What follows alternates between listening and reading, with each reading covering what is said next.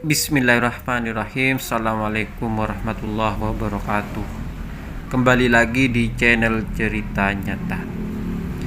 Cerita ini dibagikan sobat yang bernama Nani, asalnya dari salah satu daerah di Jawa Timur. Nah, cerita ini kejadiannya itu di sekitaran tahun 90-an. Jadi Nani ini dulu tinggal di sebuah rumah. Rumah ini rumah tua. Nah, di rumah itu tinggal banyak sekali orang, mulai dari buyutnya, neneknya, Pak Le, dan juga beberapa budeknya masih tinggal di sana juga. Waktu itu, jadi ibunya Nani itu 7 bersaudara dan beberapa orang yang belum menikah terutama masih tinggal di rumah itu. Nah, kebetulan ibunya Nani dan keluarga tinggal di rumah itu juga.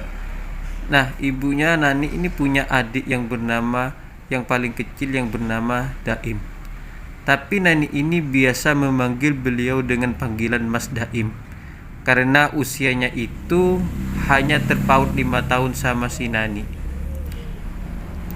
Nah, Mas Daim ini juga tinggal di sana.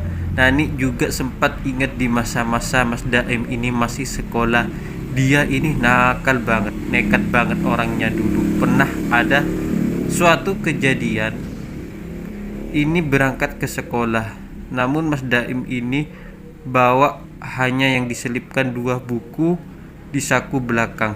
Berangkatlah dia ke sekolah sampai sore hari tidak pulang-pulang. Akhirnya karena ibunya ini khawatir, disuruhlah saudara-saudara yang lain termasuk ibunya Nani ini juga ikut mencari keberadaan Daim. Di mana dicari di sekolah, di pasar, di tempat tongkrongan tidak pernah ada. Baru pulang ini keesokan harinya, di siang itu Daim pulang bersama teman-temannya. Dia bilang bahwa dia ini waktu berangkat ke sekolah dia sebenarnya tidak sekolah, dia hanya bolos langsung menuju ke pasar sayur. Di situ dia ikut bersama truk sayur menuju ke kota menghantarkan sayur. Nah, kejadian ini terulang lagi beberapa waktu kemudian. Jadi selain cerita ini ada lagi cerita lainnya. Jadi Daim ini dan teman-temannya ini pernah melakukan sebuah kesalahan. Ceritanya waktu itu liburan sekolah. Biasanya anak-anak ini bermain di lapangan dan mereka itu tidurnya ada yang juga di masjid. Nah, kebetulan di masjid itu, di ruang pojok itu digunakan untuk tempat menyimpan perlengkapan kematian. Termasuk di situ juga ada keranda jenazah. Nah, tidak tahu gimana ceritanya, apa mungkin waktu itu Daim ini taruhan sama teman-temannya. Jadi Daim ini sudah ada di keranda jenazah itu. Terus dia ini setelah melakukan hal itu 3 hari berturut-turut, Daim ini badannya itu panas dingin terus seperti itu. Dan dia enggak sadarkan diri. Ternyata punya usut, Daim ini pernah tiduran di keranda jenazah. Dan dia merasakan dia itu dibawa oleh sosok hitam pakai jubah, dibawa masuk ke sebuah pintu besar. Nah, di situ dia minta ampun karena sosok hitam ini terus mencambuk Daim sama sebuah alat yang dicambuk terus badannya sampai Daim ini tidak kuat.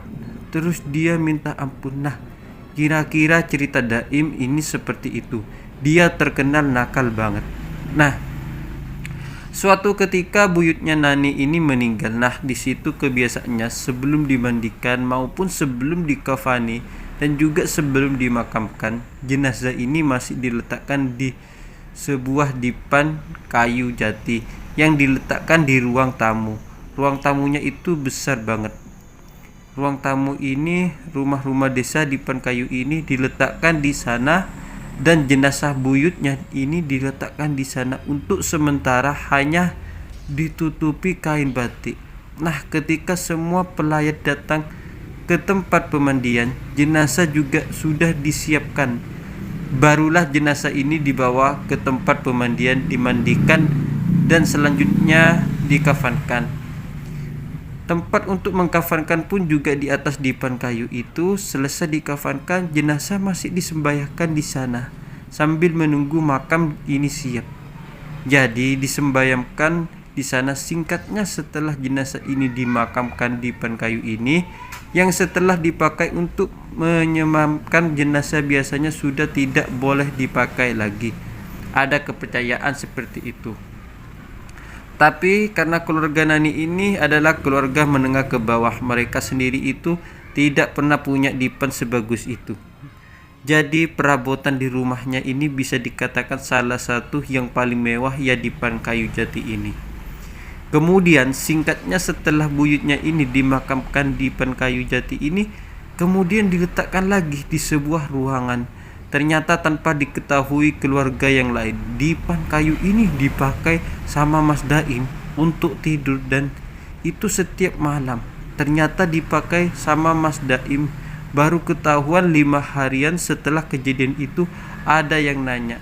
Yang nanya ini salah satu Pak Liknya dari Nani. Beliau tanya, "Loh, kamu itu sudah tidur di sini beberapa lama?" "Lama, Mak. Wis enak, Mas, soalnya aku capek juga kalau tidur di bawah. Terus gak boleh ini, harus dibuang." "Ocok, Mas Eman, kayu jatinya jangan dibuang. Kayu jati ini soalnya bagus. Pokoknya kamu jangan tidur di sini lagi." "Ndak ilo, soalnya sudah pernah dipakai mayat." "Ndak ilo, kamu gak boleh tidur di sini lagi." Nah, Daim pun akhirnya nurut. Ternyata tanpa sepengetahuan keluarga yang lain, Daim masih tetap tidur di depan kayu itu. Dia ini pengakuan Daim sendiri, dia pernah cerita ke Nani, "Aku kalau tidur di sana itu nih, tidurku pules. Mau aku gak bisa tidur, mau gimana pun juga kalau tidur di depan kayu ini, aku rasanya tidurku pules." Nah, penasaran loh Mas, sampean tidur di situ gak pernah digangguin apa-apa? Toh aku gak pernah diganggu apa-apa. Gak pernah, ini kan dipan kayu yang pernah dipakai untuk tempat mayit dulu jenazah, sampai gak pernah diganggu. Akhirnya kamu tak ceritain ya. Tapi jangan cerita ke Pak Lik sama Bu Lik yang lain. Nanti aku dimarahin tidak boleh tidur di sini lagi. Gimana Mas ceritanya? Horor ini. Akhirnya Daim cerita, jadi pernah ada suatu kejadian Daim waktu itu pulang dalam keadaan mabuk. Dia ini sudah langsung membayangkan di depan kayu itu. Dia langsung membayangkan tidur nyenyak di atas dipan kayu itu.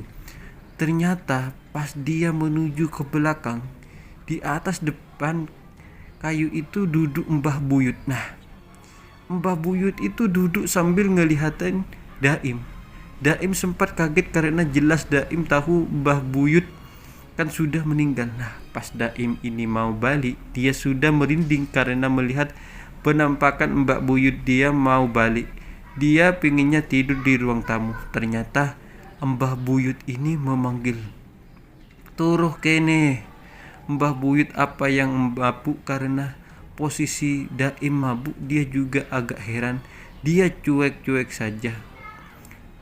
Buyut tetap tampilannya itu agak beda. Mbah Buyut ini gak pernah ada satupun gigi yang tertanggal. Artinya giginya itu tidak ada yang ompong. Tapi waktu itu beberapa gigi Mbah Buyut ini kelihatan ompong. Nah, Daim kaget. Terus dia nggak jawab apa-apa. Dia tetap balik mau menuju ke ruang tamu, tapi sosok Mbah Buyut ini manggil Daim lagi.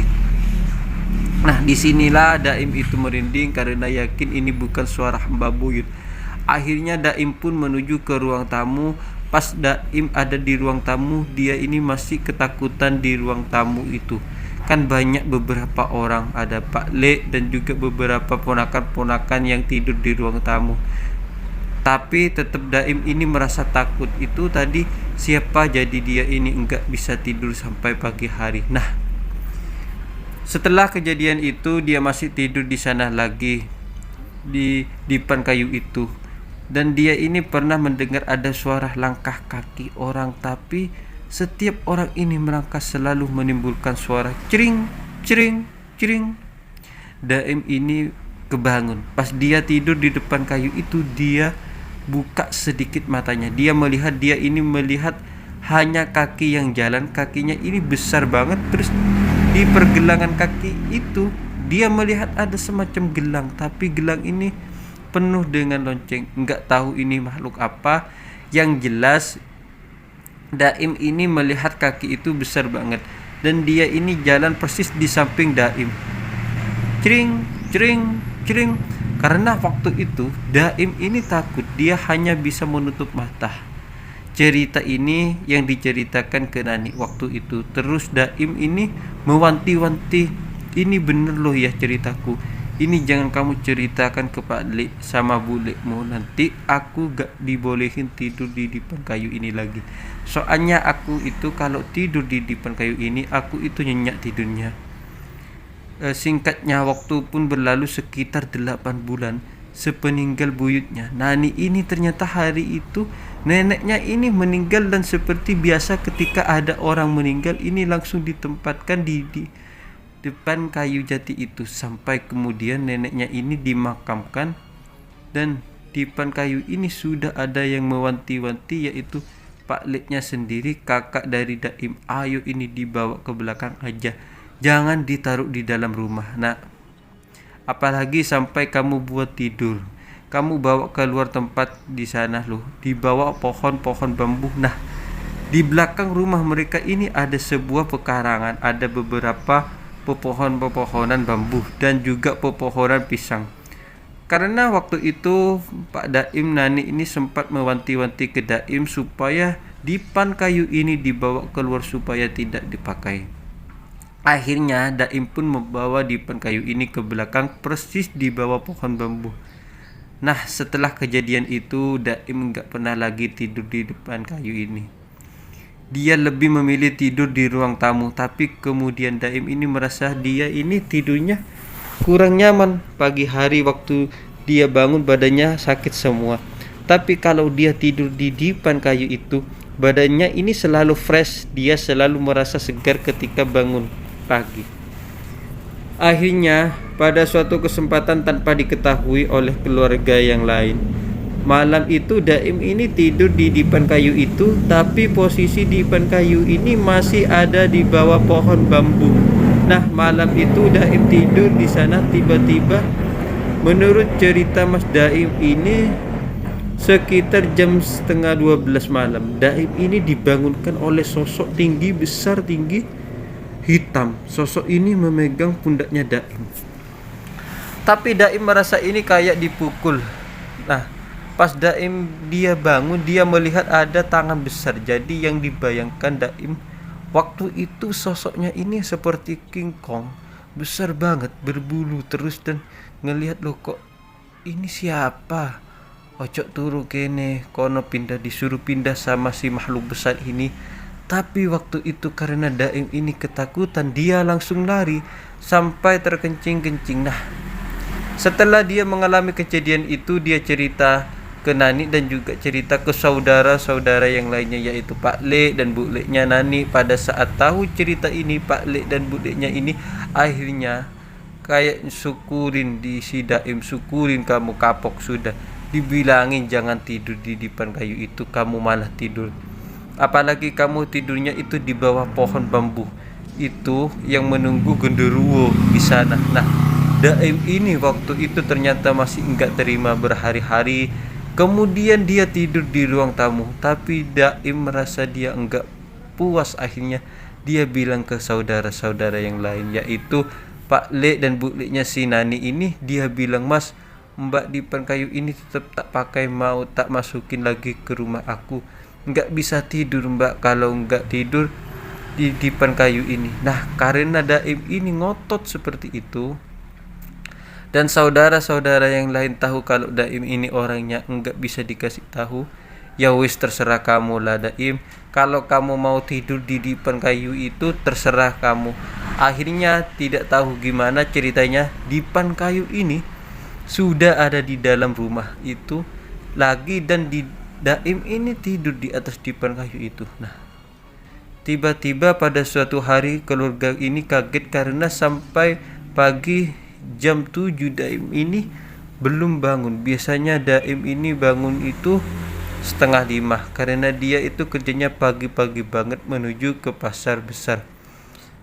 Daim belum bangun, dikira keluarga yang lain. Daim ini libur, ternyata baru mereka tahu, loh ini kan bukan hari libur, ayo bangunkan Mas Daim. Nah, ini yang pertama kali dibangunkan Mas Daim. Mas gak tangi toh, Mas orang nyambut toh.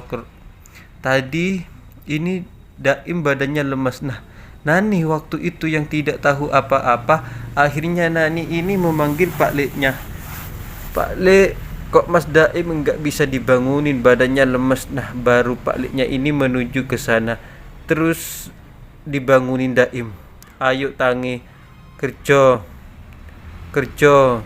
Daim ini lemas, baru di situ Pak Leknya ini mulai panik. Dia memanggil saudara-saudara yang lain. Begitu saudara-saudara yang lain datang, ada yang memegang tubuhnya Daim, itu pun Daim ini dingin banget. Disinilah mereka itu semakin ketakutan. Mereka akhirnya memanggil mantri yang tidak jauh dari sana tinggalnya. Mantri ini datang, terus mantri ini memeriksa benar keadaan Daim.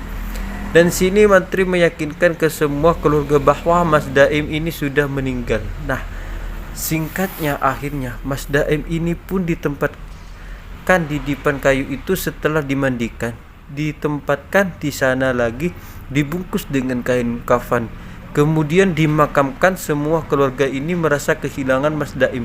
Bagaimanapun juga mereka ini tetap menganggap Mas Daim ini sebagai sosok yang asik, sosok yang selalu meramaikan suasana ketika mengerti tentang sesuatu. Bahwa Mas Daim ini meninggal secara tiba-tiba, mereka semua merasa kehilangan. Seperti biasa di daerah itu, setiap kali ada keluarga yang meninggal selalu digelar acara tahlilan. Satu hari di malam pertama digelar tahlilan, malam kedua sampai malam ketiga. Nah, di malam ketiga itu setelah acara tahlilan ini selesai, mereka semua ini masih tiduran.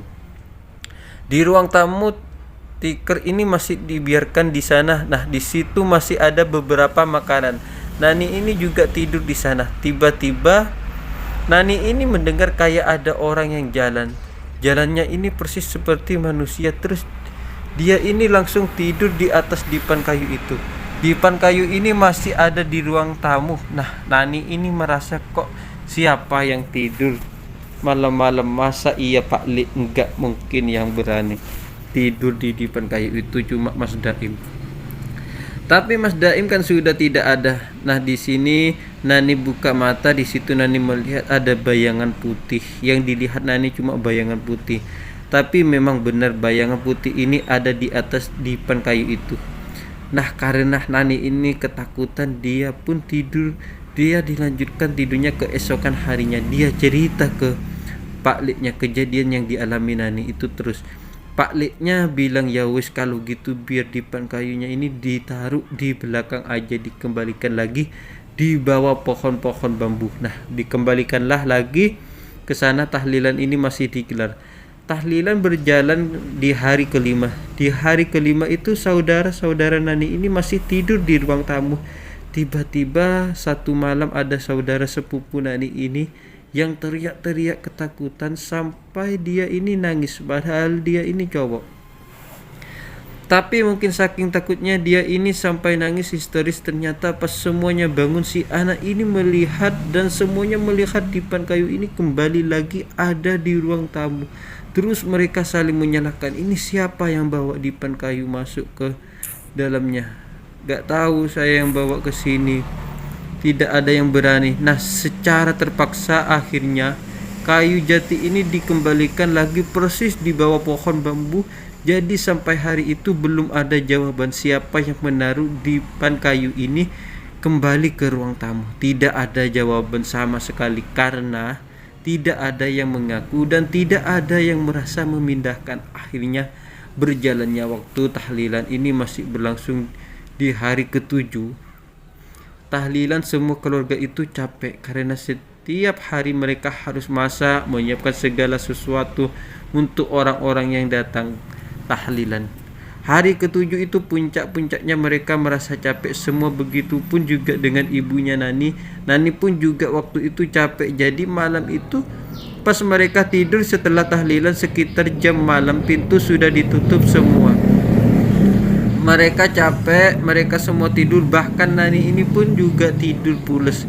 Tiba-tiba pada suatu malam enggak tahu jam berapa. Nani ini pertama kali yang mendengar ada orang yang jalan masuk ke belakang, langsung masuk nyelonong ke belakang. Nah, di samping di ruang tamu itu ada semacam pintu kecil tapi hanya ditutup korden. Persis di samping korden itu tempat minum yaitu kendi dan gelas. Nah, ini mendengar ada orang minum di situ dan suaranya itu keras banget. Terus kendi ini diletakkan klek. Nah, ada suara lagi. Nah, itu pertama dia kebangun, dia memastikan di sini apakah anggota keluarganya masih lengkap. Ternyata masih lengkap semua tidur di sana. Nah, itu tadi suara siapa? Nah, ini tidak berani tertutup oleh korden. Jadi dari balik korden itu Nani ini bisa melihat ada bayangan sosok laki-laki.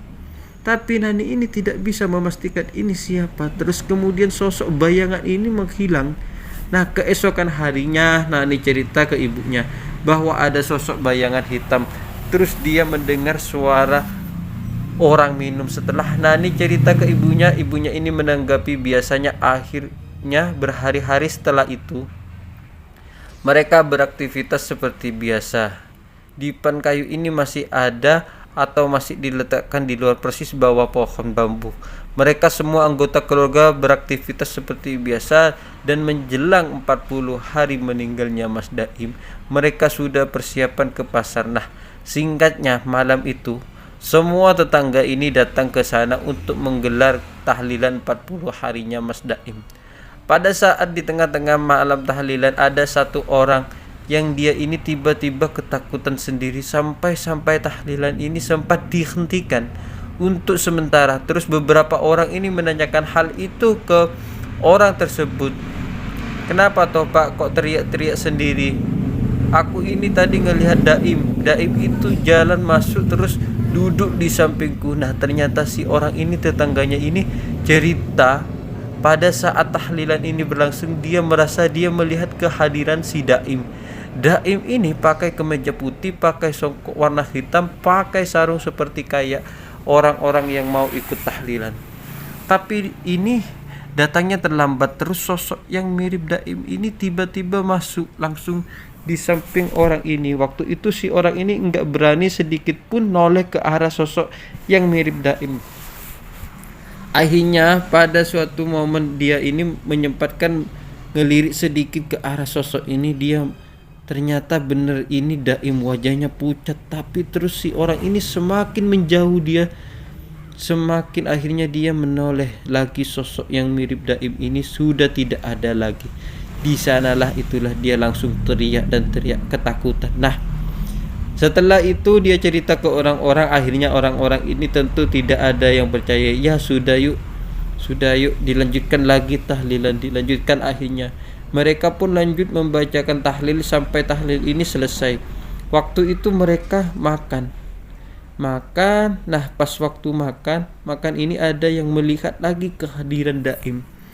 Waktu itu Daim ini duduk di pojokan dan Daim ini juga ikut makan bersama orang-orang. Dan dia ini makannya yang paling lahap sendiri. Sampai ada orang yang melihat Daim ini tercengang terus sampai dia berhenti, tidak melanjutkan makannya. Setelah Daim ini makan, dia berdiri terus masuk ke dalam dan tidak balik lagi. Akhirnya cerita ini diceritakan juga ke orang-orang. Tapi posisinya pada waktu mereka pulang tahlilan, dia cerita, Pak saya itu tadi juga ngelihat sosok Mas Daim loh. Dia ikut makan. Nah tapi karena tahlilan ini sudah selesai, mereka pulang ke rumah masing-masing. Jadi cerita ini pun akhirnya menjadi sebuah cerita tidak sampai terpikirkan oleh orang-orang yang lain. Beberapa hari setelah itu tiba-tiba Nani ini posisinya ada di depan. Dia bantu ibunya mempersiapkan daun pisang untuk jualan nanti sore. Tiba-tiba kejauhan Nani ngelihat, loh itu siapa kok mirip Mas Daim. Sosoknya ini jalan terus menuju ke arah rumah. Begitu dekat Nani ini teriak, lembaran-lembaran daun pisang ini dilempar, Bu wedi aku, Bu wedi. Nani ini masuk. Nah ibunya pun noleh, yang dilihat sama ibunya ini ternyata sosok Mas Daim. Kejadiannya siang hari. Akhirnya ibunya Nani ini pun juga lari masuk ke dalam kamar. Ya Allah, ojo medeni anak dewe, jangan nakut-nakutin kita, jangan nakut-nakutin kita, almarhum sudah beda. Terus tiba-tiba pintu kamar ini kan ditutup. Nani dan ibunya ini ketakutan di dalam kamar. Sedangkan Pak Lek dan Bu Lek, saudara-saudara yang lain, waktu itu di jam-jam seperti ini tidak ada di rumah. Mereka semua beraktivitas di luar. Jadi yang tinggal di rumah ini cuma Nani dan ibunya. Dan mereka ini ketakutan. Siang-siang dia mau nutup pintu kamar karena mereka berdua melihat kehadiran Mas Daim. Ternyata pas mereka ketakutan teriak-teriak seperti itu, pintu kamar diketuk. Mbak buka, Mbak aku ngelak banyunya kendi. Kok entek dia bilang seperti itu. Daim ini bilang, Mbak tolong bukain pintu, aku haus mau minum. Kok air kendi itu habis, tolong Mbak aku ambilan minum. Semakin mereka ini teriak-teriak, Nani dan ibunya, Mas ampun Mas Daim. Nah ibunya juga ngomong seperti itu. Daim jangan nakut-nakutin kita, Daim kamu itu sudah meninggal. Daim pintu diketuk lagi. Mbak ayo toh, Mbak aku ngelak, Mbak ayo toh aku ngelak. Terus bilang seperti itu, Mbak terus seperti itu. Akhirnya mereka ini ketakutan. Dan kejadian itu tiba-tiba lalu Daim ini sudah gak ngetuk pintu lagi. Sore harinya Nani dan ibunya ini mendengar dari dalam kamarnya teriak-teriak. Ternyata Pak Leknya ini juga kaget melihat keberadaan Daim. Akhirnya Nani dan ibunya keluar kamar. Di situ saudara-saudara yang lain ini juga ketakutan melihat Daim duduk di ruang tamu sendirian, masih dengan pakaian yang dipakai ketika dia pertama kali meninggal. Nah akhirnya Daim ini didudukkan. Kamu ini siapa? Mento-mento ya kamu ini sosok makhluk yang menyerupai Daim ya. Terus Daim ini cerita, Mas aku adikmu, Mas aku ini Daim, aku ini baru pulang Mas. Lah kamu itu kan sudah meninggal, kamu itu sudah meninggal 40 hari 40 hari lebih, kok kamu balik lagi ke rumah? Kamu ini siapa? Loh maka ayo tunjukkan makammu. Akhirnya Daim ini dibawa ke makamnya ditunjukkan oleh ini makammu. Dilihat di situ namanya Daim bin Furan, meninggal tanggal sekian. Nah Daim itu kaget, dia bilang ke emasnya, kamu itu kurang ajar Mas, aku ini masih hidup, ini siapa yang dimakamkan? Nah akhirnya berita ini pun ramai gempar di kampung itu, sampai tetua-tetua ini pun turun, orang-orang yang dituakan semua akhirnya menuju ke sana. Nah berbeda dengan saudara-saudara Daim, orang-orang tua yang ada di kampung itu mereka lebih tenang menghadapi kejadian ini. Wes dia bilang ke ibunya Nani dan juga saudara-saudara ibunya Nani, wes kape tenang, kape tenang. Daim tak takoni saiki, kamu sekarang aku tanya, selama ini kamu kemana? Loh aku ini enggak kemana-mana Pak, aku ini malah bingung, aku ini dari mana? Ya sudah kamu ceritakan, kamu ini mengalami kejadian apa? Barulah di sini Daim ini cerita terakhir kalinya yang Daim ingat, dia ini tidur di atas dipan kayu. Tiba-tiba tidak tahu jam berapa Daim ini mendengar ada suara semacam barongsai. Barongsai suaranya ini persis banget sampai Daim ini tutup telinga. Nah ternyata suara pertunjukan barongsai ini gak selesai. Saya tiba-tiba semakin mendekat ke arah Daim. Disinilah Daim itu melihat beberapa orang yang memainkan barongsai. Tapi orang-orang ini semuanya wajahnya itu hitam, kayak ditutup sama arang hitam semua, dari wajah sampai kaki hitam semua. Nah Daim bingung. Terus kemudian orang-orang yang memainkan barongsai ini melingkari Daim. Daim pun heran, ini ngapain aku dibawa kemana-mana? Ternyata Daim ini dibawa ke keliling terus sambil diiring-iringin barongsai. Saya ini terus dimainkan. Gelap sekali, ada hutan di situ, nggak tahu kemana. Sebuah perkampungan ini aneh banget, tidak seperti perkampungan yang ada di desa kampung saya. Di sana terus kemudian Daim ini dibawa ke salah satu rumah. Di situ Daim melihat ada seorang perempuan, beliau pakai mahkota, tinggal sekali. Terus Daim ini ditanya, kamu tahu nggak kamu ini dibawa ke sini mau dipekerjakan untuk apa? Tentu Daim di situ ini bingung. Saya gak tahu, saya tidur di samping ini semua siapa saya gak tahu. Saya dibawa ke sini, tujuannya saya apa? Ya wes kalau gitu kamu gabung di rumah itu yang warnanya hijau. Nah, si perempuan ini nunjuk ke arah salah satu rumah ada warna hijau. Daim pun disuruh ke sana. Di situ dia ini bersama beberapa pria-pria yang lain. Tapi anehnya, laki-laki yang ada di rumah itu mereka semua diam, gak ada yang ngobrol satu sama lain. Barulah mereka beberapa waktu kemudian Daim ke orang-orang yang ada di sana ini dibawa ke sebuah tempat, ada di sebuah lokasi galian. Di sana dikelilingi tanaman-tanaman padi yang sudah menguning. Nah, Daim ini dikerjakan untuk di sana. Ditanya ke orang-orang yang di sana ini mau bikin apa orang-orang. Di sana ini diam semua akhirnya. Daim pun bekerja karena setiap kali dia berhenti lokasi ini jadi sesuatu. Barulah Daim melihat ada pancuran di situ. Ternyata lokasi ini digunakan untuk memandikan para perempuan-perempuan, termasuk tempat pemandian itu seorang ratu yang pernah ditemui Daim pertama kali. Nah, setelah pemandian ini selesai, jadi Daim itu dikasih sesuatu. Ini diberi sebuah besek kecil. Besek itu tempat yang terbuat dari anyaman bambu. Daim ini gak tahu ini isinya apa, tapi yang jelas seorang ratu tadi itu bilang bahwa ini upah Daim sudah membantu membuat besek ini.